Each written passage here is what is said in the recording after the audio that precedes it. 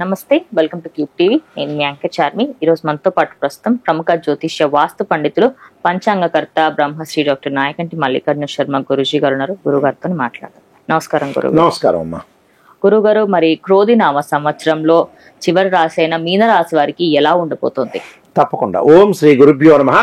మీనరాశి వాళ్ళకి గ్రహగమన గతులు, గ్రహ సంచార వీక్షణాన్ని మనం ఒకసారి పరిశీలన చేసినట్లయితే, క్రోధినామ సంవత్సరంలో పూర్వాభాద్ర నక్షత్రం 4వ పాదంలో జన్మించిన వాళ్ళు, ఉత్తరాభాద్ర నక్షత్రం 1, 2, 3, 4 పాదాల్లో జన్మించిన వాళ్ళు, రేవతి నక్షత్రం 1, 2, 3, 4 పాదాల్లో జన్మించిన వాళ్ళందరూ కూడా మీనరాశి జాతకులు అవుతారు. మీనరాశి వాళ్ళకు 11 ఆదాయం, 5 ఖర్చుగా ఉండటం, అలాంటి రాజ్యపూజ్యం 2గా ఉంటుంది, అవమానం 4గా ఉంటుంది. అంటే అవమానపడే అవకాశం అనేది ఉంటుంది. సహజమే, దేశంలో పుట్టిన మనిషి మరణించే వరకు ఏదో ఒకటి ఎవడో కూడా అనకుండా ఉండడు, సహజమేది, అంటూనే ఉంటారు. అయితే ఇక్కడ 11 ఆదాయం, 5 ఖర్చుగా ఉంటుంది. అంటే ఆదాయం అనేది చాలా అనుకూలంగా ఉండే అవకాశం ఉంటుంది.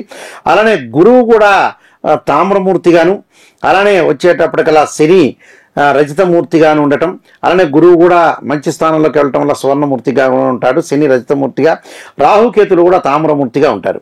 అయితే మీనరాశి వాళ్ళకి ఏ విధంగా ఉండబోతుంది అని చూస్తే, ద్వితీయ స్థానంలో గురువు యొక్క సంచారం, జన్మంలో రాహు, వ్యయంలో శని, అలానే సప్తమ స్థానంలో కేతు యొక్క సంచారం, అలానే రవి, బుధ, శుక్రగ్రహాలు ఒక రాశి నుంచి మరో రాశికి పడటానికి 30 రోజుల సమయం పడుతుంది. కుజుడు 45 రోజులు పడుతుంది, రాహుకేతులు 18 నెలలు, గురువు సంవత్సర కాలం, శని 2.5 సంవత్సరాలు పడుతూ ఉంటుంది.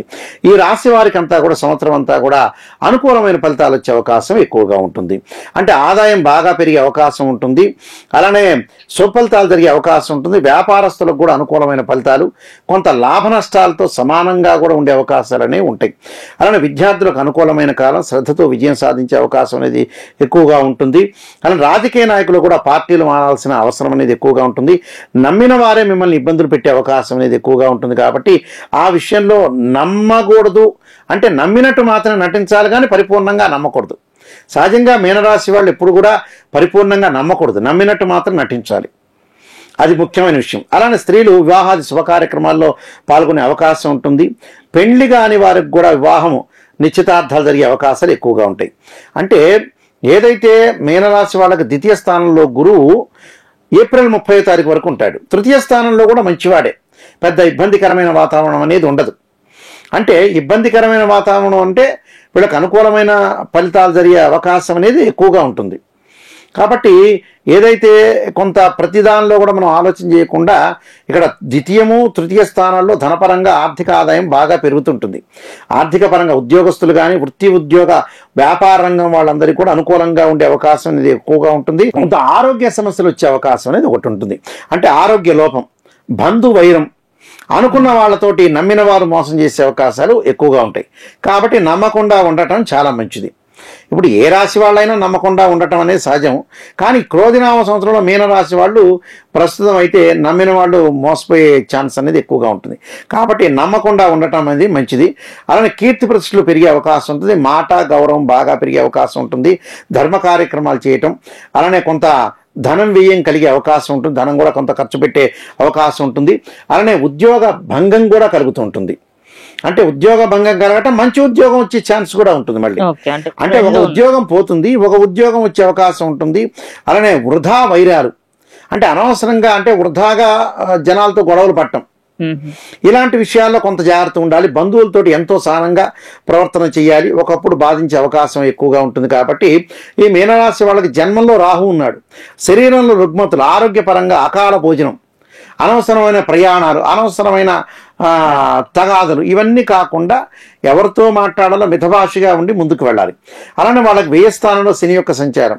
నేను ఇందాక చెప్పినట్టు ఆరోగ్యపరంగా కొంత జాగ్రత్తగా ఉండాలి. మాట్లాడేటప్పుడు కూడా ఆచితూచి అడుగు వేయాలి.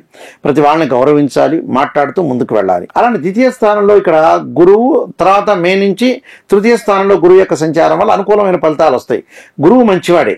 అలానే సప్తమ స్థానంలో కేతు యొక్క సంచారం అనేది ఒకటి ఉంది. అంటే ధార్మిక కార్యక్రమాలు, నేను ఇందా చెప్పిన తీర్థయాత్రలు, పుణ్యక్షేత్రాలు తిరిగే అవకాశం ఎక్కువ ఉంటాం. వివాహం కానీ స్త్రీ పురుషులందరికీ వివాహం కావటం, సంతానం లేని వాళ్ళకు కూడా సంతానం కలిగే అవకాశాలు బాగా ఎక్కువ ఉంటాయి. కాబట్టి నూతన వ్యాపారాలు ప్రారంభం చేయొచ్చు. అలా చిరు వ్యాపారాలు ఉంటారు. అంటే పెద్ద పారిశ్రామికవేత్తలు, బిజినెస్ మ్యాగ్నెట్సే కాకుండా అలానే మిగతా వాళ్ళందరూ కూడా చాలా మంది ఉంటారు కదా, చిరు వ్యాపారులు, చిన్న వ్యాపారులు ఉంటారు కదా, వాళ్ళకు కూడా అనుకూలమైన ఫలితాలు జరిగే అవకాశం బాగా ఎక్కువ ఉంటుంది.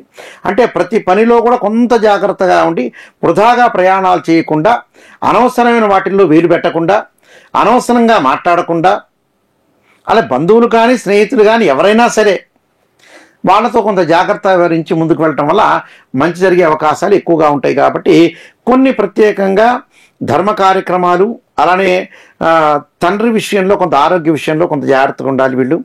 అలానే వ్యవసాయము విషయంలో కొంత అధిక పెట్టుబడులు పెట్టకుండా ఉండటం మంచిది.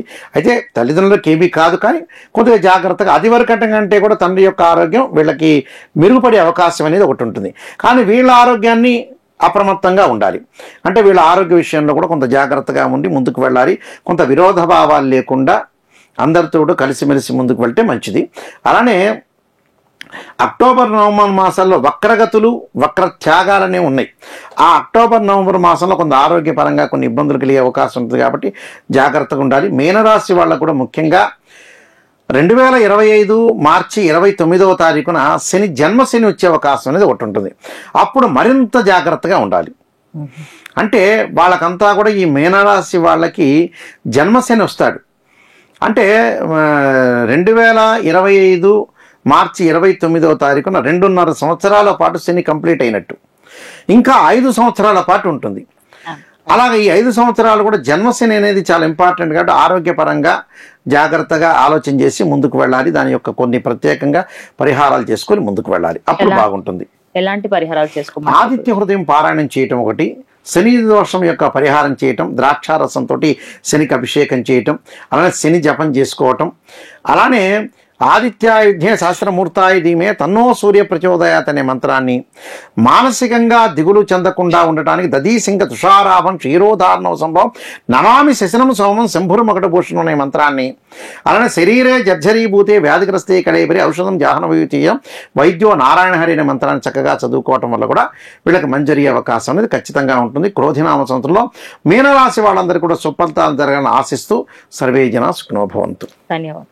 ఇప్పుడు ఆపరేషన్ లేకుండానే మోకాళ్లకు ప్లాస్మా ట్రీట్మెంట్, మీ ఆర్థోపెడిక్ సమస్యలన్నిటికీ రోబోటిక్ టెక్నాలజీ ద్వారా తక్కువ ఖర్చుతో శాశ్వత పరిష్కారం, ఫ్రీ కన్సల్టేషన్, ప్రతి ట్రీట్మెంట్ పై 20% డిస్కౌంట్. ఈ ఆఫర్ కొద్ది రోజులు మాత్రమే, త్వరపడండి. V9 hospitals 9281465842.